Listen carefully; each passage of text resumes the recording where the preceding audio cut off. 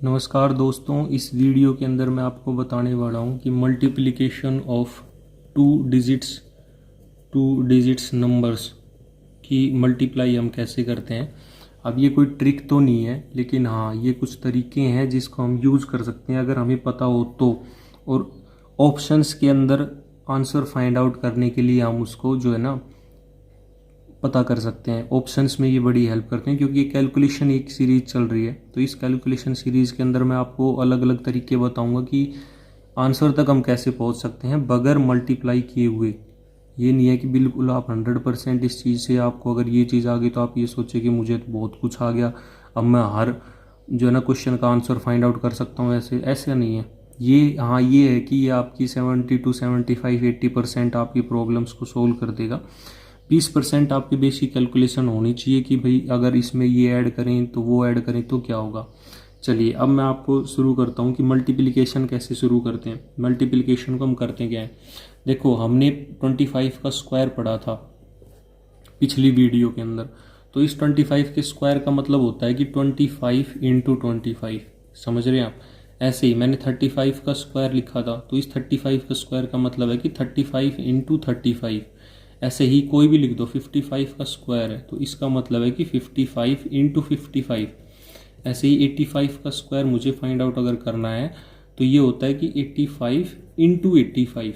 अब इन नंबर्स में ना कुछ नोट करने की कुछ बात है। अगर आप देखें तो यहाँ पे क्या है कि जो 25 का स्क्वायर मैंने लिखा है 25 गुणा 25, इसमें ये इसकी यूनिट डिजिट और इसकी यूनिट डिजिट सेम है सब में। यहाँ 5 है 5 है 5 है 5 है 5 है 5 है और इनका सम जो है ना वो 10 है। समझ रहे हैं आप। 5 और 5 का सम 10, 5 और 5 का सम 10, 5 और 5 का सम 10, 5 और 5 का सम 10। समझ गए आप। और जो पहली डिजिट है ना सर वो सेम है दोनों में। इसमें 2 है तो इसमें भी 2, इसमें 3 है तो इसमें भी 3, इसमें 5 है तो इसमें भी 5, इसमें 8 है तो इसमें भी 8। हाँ, लास्ट की डिजिट्स का सम 10 है। फिर से ध्यान से सुने, लास्ट की जो डिजिट्स हैं उनका सम 10 है और पहली जो डिजिट है दोनों नंबर्स की 25 और 25 की, वो पहली डिजिट 2 और 2 सेम है। इसको करने की मल्टीप्लिकेशन में बताता हूँ। ये ऐसा नहीं है कि सिर्फ 5 5 में या 25 के में 5 के मल्टीपल्स में ये लगेगा, ऐसा नहीं है। ये हर उस नंबर में लगेगा जिसमें लास्ट की, जैसे मैं आपको एक एग्जांपल देता हूँ कि जैसे मैंने लिख दिया 83 इंटू 87, इसकी मल्टीप्लाई बताओ सर क्या होगा। तो आपको ये देखना है ना कि ये 8 और 8 तो सेम है और 7 और 3 का सम 10 है। मैंने अभी बताया कि इस 5 और 5 का सम 10 और ये 8 और 8 दोनों सेम। तो 8 और 8 दोनों तो सेम और इस 3 और 7 का सम 10। तो ये हर उस नंबर के लिए अप्लीकेबल है जहां पर लास्ट की जो यूनिट डिजिट है ना दोनों संख्याओं में, दोनों नंबर्स में, उसका सम 10 हो और आगे वाली जो डिजिट है वो दोनों में सेम हो। जैसे यहाँ पे 3 और 7 का सम 10 और 8 और 8 सेम।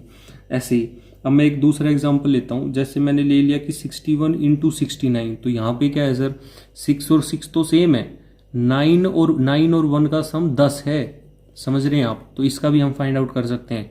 ऐसे ही मैं एक और नंबर लिखता हूँ आपके पास में कि मैंने क्या लिखा कि 63 इंटू 67।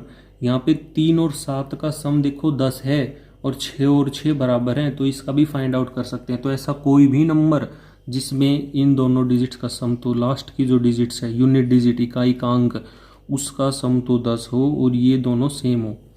1 और 9 का सम 10, 3 और 7 का सम 10, 8 8 सेम है, 6 6 सेम है। तो ये हर इस नंबर के लिए मैं पहले ये चीज़ बता रहा हूँ आपको।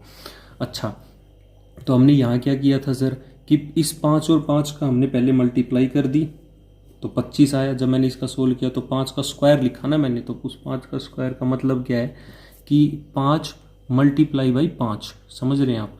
तो 25 का स्क्वायर अगर मैं लिख रहा था, 25 का स्क्वायर अगर मैं लिख रहा था तो मैं लिख रहा था कि पहले 5 का स्क्वायर, तो उस 5 का स्क्वायर का मतलब है कि 5 गुना 5 जो मैं लिख रहा था 25। समझ रहे, 5 गुना 5। और दूसरा मैं क्या कर रहा था कि ये जो दो था, इस 2 को आगे 3 से मल्टीप्लाई करना है, इसके नेक्स्ट नंबर से मल्टीप्लाई करना है, तो 3 दूनी 6। समझ रहे हैं आप। तो इसमें भी यही करना है सर। 7 और 3 को मल्टीप्लाई करेंगे हम पहले, तो कितना आ जाएगा सर 21। और ये 8 है, यहाँ भी 8 है, तो 8 को उसके अगले नंबर से मल्टीप्लाई, 9 से मल्टीप्लाई, तो 8 गुणा 9 कितना होता है सर? 72। तो ये इसका आंसर है। समझ रहे हैं आप? अब मैं फिर से बताता हूँ। 9 into multiply by 1, 9 into multiply by 1 is 9, तो उस 9 को हमें 2 डिजिट में लिखना है, 0 9। ठीक है जी। और 6 को उसके नेक्स्ट नंबर से मल्टीप्लाई करना है 7 से, तो हो जाएगा 42। समझ रहे हैं आप? दूसरा, 7 को 3 से मल्टीप्लाई करना है 21, और 6 को 7 को 3 से मल्टीप्लाई किया 21, 6 को 7 से मल्टीप्लाई करना है 42, तो ये आंसर है।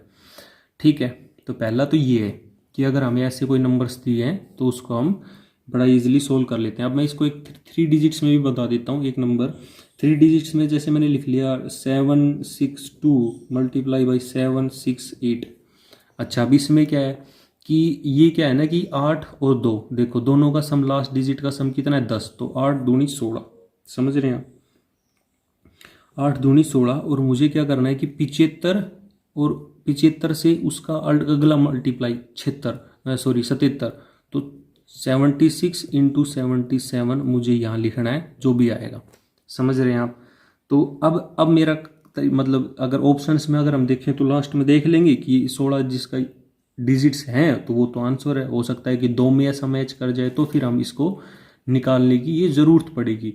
अब इसको निकालने में क्या है कि ये 76 है और ये 77 है, तो ऑप्शंस का अगर हम यूज़ करें तो हम ये भी कर सकते हैं कि ये इसको भी मैं 76 ही मान लूँ 1 मिनट के लिए, अगर ऑप्शंस में है तो, ऑप्शन गिवन है तो। ऐसे नहीं है कि आंसर फाइंड आउट कर लिया और इसका 76 मान लिया, तो फिर वो तो गलत है। लेकिन ऑप्शंस में उसकी इसकी हम हेल्प कर सकते हैं, या इसकी हेल्प ले सकते हैं कि 76 का हमें, और इसको 76 से मल्टीप्लाई करना है, तो 76 का स्क्वायर हमें फाइंड आउट करना है सर। तो 76 का स्क्वायर 6 छांगड़े 36 और 7 का स्क्वायर 49, और फिर इन दोनों को मल्टीप्लाई करना है, तो 6 दूनी 12, 12 सत्ते 84, और ये हमने यहाँ लिख दिया। ठीक है जी, तो ये हमारे पास ये आ गया। अब ये एग्जैक्ट आंसर नहीं है, कभी आप यहाँ लिख दो 5776 और आप कह दो कि इसका मल्टीप्लाई ये नहीं है सर, ये अप्रोक्सीमेट वैल्यू है। आप मेरी बात समझें, ये अप्रोक्सीमेट वैल्यू है।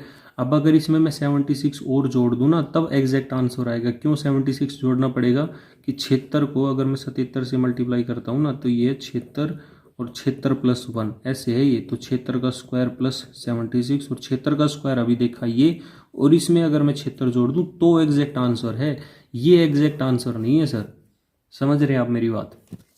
अच्छा जी, अब मैं आपको एक और दूसरा एक मैं कॉन्सेप्ट देता हूँ, जिसमें क्या है, ये तो था एक पहला। अब मैं आपको दूसरा क्या देता हूँ कि 5 की जब भी हमारे पास मल्टीप्लाई आ जाती है ना, 5 से मल्टीप्लाई करना होता है, तो हमें पता है कि किसी भी नंबर को हम 2 से बड़ा इजीली डिवाइड कर लेते हैं। जैसे मैं एक नंबर लिखता हूँ कि 1837 और गुणा 5 मैंने लिख दिया। अब इसको 5 से मल्टीप्लाई करना है, या तो आप यूनिट डिजिट अगर अलग अलग है तो उससे मैच कर सकते हो। अच्छा, यूनिट डिजिट से बात नहीं बन रही हमारी, तो हम क्या करेंगे सर कि किसी भी नंबर का सर हमें पता है कि उसको हम 2 से बड़ा इजीली डिवाइड कर सकते हैं। आप मेरी बात समझ रहे हैं? तो मैं क्या करता हूँ कि इस नंबर को, अगर मुझे ये फाइंड आउट करना है क्या है, तो मैं यहाँ क्या करता हूँ ना, थोड़ी सी अपनी कलाकारी लगा देता हूँ, और ऊपर भी मैंने 2 से मल्टीप्लाई कर दिया और नीचे भी मैंने 2 से मल्टीप्लाई कर दिया। ठीक है जी। या फिर आप क्या करें कि ऊपर और नीचे 20 से मल्टीप्लाई कर ले, वो कोई बात नहीं है। 2 से हमें ऊपर क्या करना है, 10 बनाना है, दो हमें नीचे लेके आना, बस हमारा ये मकसद होना चाहिए। तो ये क्या हो गया, ये तो 5 दूनी 10 हो गया, तो गया 1837 0 और 2। अब इसको हम 2 से बड़ा इजीली डिवाइड कर सकते हैं कि ये हमारा ये आंसर हो जाएगा, 2 नीम 18, 2 एकम 2, 2 अट्ठे 16 और 2 पंजे 10, ये आंसर हो गया। हाँ, इससे भी कर सकते हैं। आपको लगेगा कि ये तो यार बहुत बड़ा हो गया, ये तो कुछ अलग ही बता दिया, इससे तो और टाइम मतलब हमारा लग रहा है। टाइम नहीं लगेगा, अभी आपको लगेगा, लेकिन जब इस पर प्रैक्टिस करोगे ना, अब तब आपको बहुत ही थोड़ा सा ईजी लगेगा। तो ये 2 आज मैंने थोड़ा सा बताया है। नेक्स्ट वीडियो में फिर मैं मल्टीप्लिकेशन लेके आऊँगा कि किस तरीके से हम किसी भी अलग होगा, तीसरा और चौथा ऐसे करके होगा। ये 2 पॉइंट है, तो उसमें मैं आपको बताऊँगा कि कैसे 2 नंबर्स की मल्टीप्लाई कर सकते हैं अगर वो उस पैटर्न में दिए हैं। तो उम्मीद करता हूँ वीडियो पसंद आई होगी। अगर पसंद आए तो लाइक, शेयर और सब्सक्राइब जरूर कर दें। Thank you.